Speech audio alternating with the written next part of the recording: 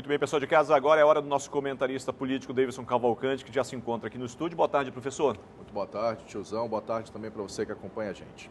Fazendo uma análise aí do que falou ali o Mauro Cid, né, nesse primeiro dia de depoimento ali no STF, diante do ministro Alexandre de Moraes, inclusive ele confirmando, né, que o ex-presidente Jair Bolsonaro tinha conhecimento, sim, dessa lista que falava de golpe de Estado. É o depoimento mais importante do julgamento, sem dúvida nenhuma. O Mauro Cid é delator desse processo que aponta a tentativa de um golpe de Estado no país e há algumas coisas muito sérias. Agora, assim, né?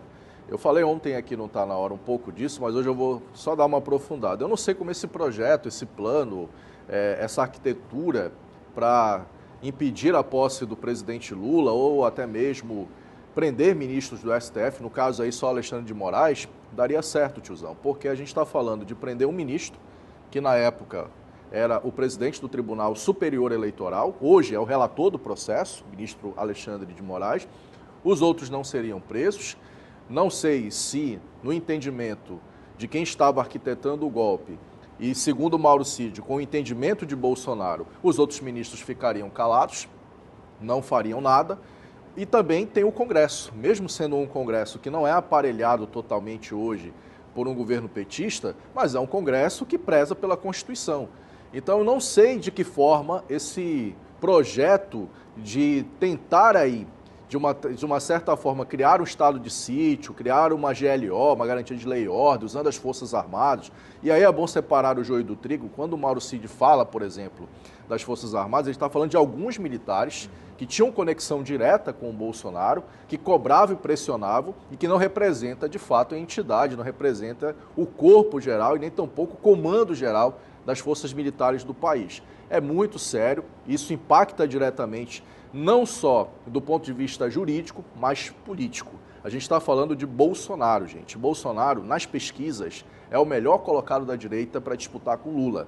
Todas as pesquisas até agora apontadas, o Bolsonaro é o que sai melhor. Portanto, é o nome que figura como a centralidade dessa unidade da direita, de eleitores que rejeitam o governo Lula. Por exemplo, os outros nomes que aparecem por baixo, tentando capilarizar, capitalizar esse eleitor muito mais fiel ao Bolsonaro e até aquele que tem rejeição ao governo petista, não aparecem figurando tão fortes contra Lula, com exceção de Michele Bolsonaro, que é quem ali aperta mais o caldo. Então, você tem aí uma trincheira de informações que vai cada vez mais acuando o Bolsonaro. A preocupação do Bolsonaro ontem no julgamento era nítida.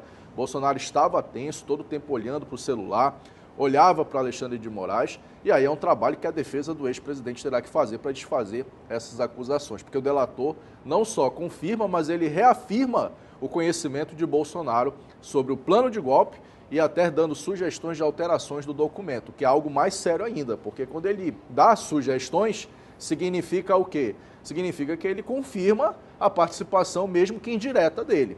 E aí a defesa terá que desfazer. Politicamente, rachar a direita hoje vai ser um problema até para a própria direita, que vai precisar correr contra o tempo para fazer com que esse nome tenha densidade com a população e possa enfrentar o presidente Lula, que é o candidato natural à reeleição do bloco mais progressista e mais de centro e até da esquerda do país.